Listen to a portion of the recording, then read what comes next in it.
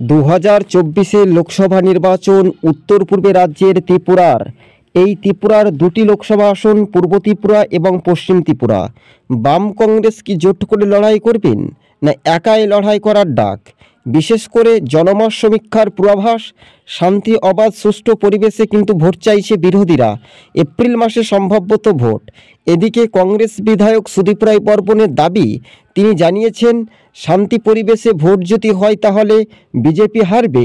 প্রাক্তন মুখ্যমন্ত্রী মানিক সরকারও তারও একটা অভিযোগ, মানুষ ভোটই দিতে পারে না, শাসক দলের ভোটই হয়ে যায়। তাহলে ভোট না করাকে একেবারে সমান তুল্যভাবে পার্থক্য করা যায়। জনজাতি ভোটারদের ওপর একটা মেন ফ্যাক্টর হতে পারে বিরোধী রাজনৈতিক দল হিসেবে। আমরা দেখেছিলাম যে প্রাক্তন মুখ্যমন্ত্রী বিপ্লব দেব বিজেপির, তিনি অনেক সময় অনেক কথা বলেছিলেন, কিন্তু ভোটের সময় অনেকটাই ললিপপ দেখানো হয় বলে এমনটাই সূত্রের খবর। তবে 2024 লোকসভা নির্বাচনে মোথা দল কি মেন ফ্যাক্টর হতে পারবে? না। এবার বিজেপির যে ঝুলিতে বিড়াল যখন একটা উৎপন্ন হয়, সেই বিড়ালের ঝুলিতে ভোট ভাগাভাগিতে বিজেপি ক্ষমতায় এসেছিল বলে একটা জনজাতি একাংশের ভোটারদের একটা অভিযোগ ছিল। 2024 যে লোকসভা নির্বাচন, সেই নির্বাচনকে সময়সীমাটা কতটা উজ্জীবিত করতে পারবে বিজেপি? পূর্ব ত্রিপুরা এবং পশ্চিম ত্রিপুরা, এই পূর্ব পশ্চিম এই দুটি লোকসভার উত্তর পূর্বের রাজ্যের প্রায় জনজাতি অর্থাৎ ভোটার সংখ্যা যদি আমরা দেখি 40 থেকে 42 লক্ষ লোক বসবাস করেন। হ্যাঁ, এবার ত্রিপুরার প্রাক্তন মুখ্যমন্ত্রী মানিক সরকার বলেন যে 10,323 চাকুরি, বিভিন্ন ইস্যু, এছাড়াও কিন্তু যে বিরোধী জোট, সেটা কিন্তু জোট করে যদি লড়াই করানো হয় তাহলে আদতে কি লোকসভা আসন বাম কংগ্রেসের ঝুলিতে যাবে? কি বলছেন জনমত সমীক্ষা? একটি আসন বাম কংগ্রেসের জোটের যেতে পারে। বাম জোট কটি আসন পেতে পারে লোকসভায়? মাত্র তো দুটি আসন। বিধানসভা নির্বাচন নিরিখে আমরা দেখেছিলাম যে উত্তর পূর্বের রাজ্যে ত্রিপুরাতে অর্থাৎ জনজাতির নেতা অর্থাৎ সিপিআইএম যিনি রয়েছেন রাজ্য কমিটির সম্পাদক জিতেন্দ্র চৌধুরী, তার অভিযোগ অর্থাৎ মানুষকে গণতান্ত্রিক প্রক্রিয়ায় ভোট দিতে দেওয়া হয় না। যেমন বাংলা তেমনি ত্রিপুরা, ফারাক আর পার্থক্য আলাদা কিছুই নেই, সমান সমান পার্থক্য। রাজনৈতিক সমীকরণের মানচিত্র রূপরেখা সেটা কতটা দ্রুত গতিবেগে দেখা যেতে পারে সেটার উপর কিন্তু একটা নির্ভরশীল হওয়ার একটা সম্ভাবনা বেশি বলে এমনটাই মনে করানো হয়। তবে সব জল্পনা কল্পনার অবসান ঘটিয়ে বাস্তবে রূপরেখা মানচিত্রগুলো দেখার একটা আকর্ষণীয় মনোভাব দেখার একটা বিষয়ও রয়েছে। 2024 যে লোকসভা ভোট, সেটাই কতটা আকর্ষণীয় বা মনোভাব সেটা এখন দেখার বিষয়। শিক্ষা, চাকুরি, দুর্নীতি, রেগার মজুরি সব কিছু নিয়ে কিন্তু বামেদের যে জনরস, সেটা কিন্তু দ্রুত গতিবেগে যদি ধরে রাখতে পারে বামেরা, তাহলে কিন্তু বামেদের একটা ফলাফল ভালো হতে পারে।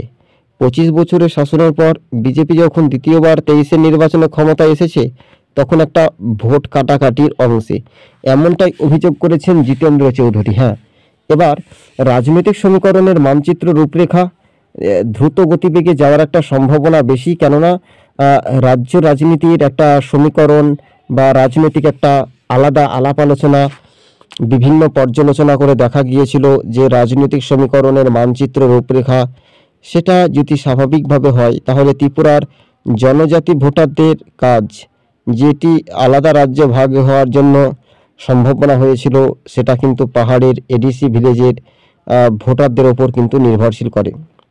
তাছাড়া এছাড়াও যদি সবুজবঙ্গ নিউজ আপনাদের সঙ্গে প্রতিক্রিয়া তুলে ধরছে যে 10,323 চাকুরি, তাহলে ত্রিপুরার গণতন্ত্র 6 মাসের গণতন্ত্র, 4 মাসের গণতন্ত্র, 5 বছরের মানুষের হাহাকার পরিবেশ, কিন্তু রাজ্যের সরকারের কাছে কেন্দ্রীয় বাহিনী কতটা উজ্জীবিত হবে?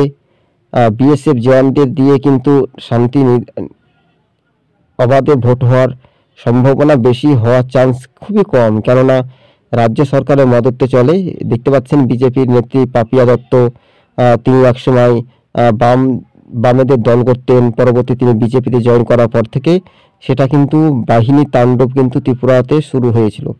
তাহলে ত্রিপুরার রাজনৈতিক সমীকরণ বিজেপি, মোথা, সিপিআইএম, কংগ্রেস সহ অন্যান্য রাজনৈতিক দলগুলির, সেক্ষেত্রে মানচিত্র রূপরেখা আগামী কোন পথে এগিয়ে যাওয়ার একটা সম্ভাবনা বেশি, সেটাই কিন্তু দেখার একটা বিষয় রয়েছে। হ্যাঁ, এবার আপনাদের প্রশ্ন যে রাজনীতির সমীকরণের মানচিত্র রূপরেখা কেন হতে পারে বদল ত্রিপুরার 2টি লোকসভা আসনে। তাহলে ত্রিপুরার 2টি লোকসভা আসনে কোন দল এককভাবে এগিয়ে থাকবে, বিরোধী না বিজেপি, না এটাই এখন পাহাড়ের রাজা, এটাই এখন দেখার একটা বিষয়। তাহলে বিরোধী ভোট ভাগ বসিয়ে যখন বিজেপি ক্ষমতা আসছে তখন কিন্তু খুব অল্প ভোটের ব্যবধানের মার্জিনটা কিন্তু র্যাঙ্কিংটা ছিল, খুবই অল্প ভোটের ব্যবধানের র্যাঙ্কিং। সেখানে বিজেপির যিনি প্রদেশ সভাপতি রয়েছেন রাজীব ভট্টাচার্য নয় বনমালীপুর থেকে হেরেছিলেন, বিপ্লব দেবের বিধানসভা গড়, সেখানে তিনি নাকি 2018 সালে 22,000-এরও বেশি ভোটে জিতেছিলেন। কিন্তু না, এবার মানচিত্র রূপরেখাটা বদল হইতে চলল, এই বদলের পাল্টা বদলে যাওয়ার একটা সম্ভাবনা বেশি। হ্যাঁ, এবার আপনারা আমাদের চ্যানেলের সঙ্গে নতুন দর্শক হয়ে থাকলে চ্যানেলটিকে সাবস্ক্রাইব করবেন, কেননা আমরা বিগত দিন থেকে আমরা বলে এসেছি যে ত্রিপুরার মানুষজন কতটা নির্বিঘ্নে ভোট দিতে পারে। এপ্রিল মাসে ভোটের দিনক্ষণ যখন জাতীয় নির্বাচন কমিশন ঘোষণা করেছেন তখন তার বিপরীতে বিরোধী রাজনৈতিক বা শাসক রাজনৈতিক দলের নেতৃত্বদের সঙ্গে একটা সর্বদলীয় বৈঠক করবেন যে কোনো টাইমে জাতীয় নির্বাচন কমিশন, সেটা কিন্তু নোটিশ বা সেটা কিন্তু জানিয়ে দেওয়া হবে প্রত্যেক রাজ্যে জেলা শাসকের মাধ্যমে।